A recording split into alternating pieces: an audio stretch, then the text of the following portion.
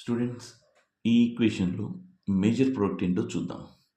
చూడండి, ఇక్కడ యాక్వియస్ మీడియంలో ఉంది కాబట్టి SN1 ఫేవర్గా ఉంటుంది. సో SN1 మెకానిజం ఫేవరబుల్గా ఉంటుంది. సో నెక్స్ట్ స్టెప్ ఏం జరుగుతుందంటే ఇక్కడ Cl మైనస్ సపరేట్ అయిపోతుంది. సో మనకు వచ్చే స్ట్రక్చర్ బెంజీన్ రింగ్,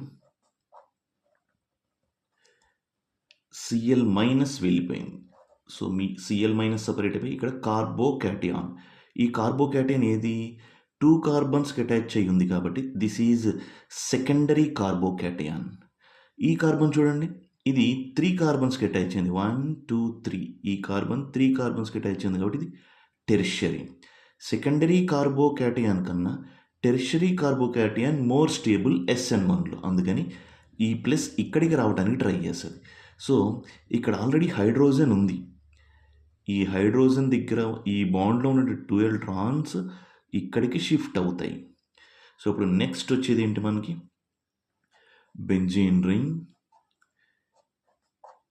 CH3. ఇక్కడ పాజిటివ్ ఛార్జ్ క్యాన్సిల్ అయిపోయింది, ఇక్కడికి వచ్చింది పాజిటివ్ ఛార్జ్. సో ఈ పాజిటివ్ ఛార్జ్ ఇప్పుడు టెర్షరీ కార్బోకాటియాన్ దీని దగ్గరికి ఇప్పుడు న్యూక్లియోఫైల్ అటాక్ చేస్తుంది.